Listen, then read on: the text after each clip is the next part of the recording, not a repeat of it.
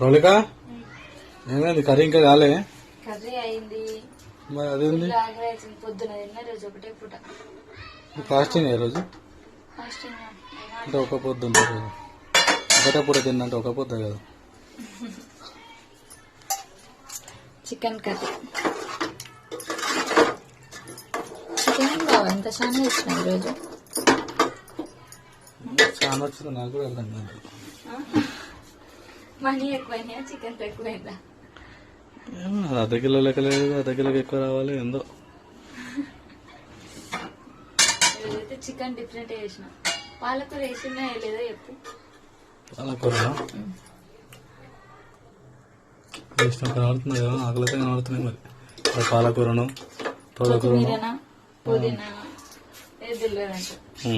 ఈరోజైతే first time ఎన్ని years లా పాలకూర చికెన్ లేదు.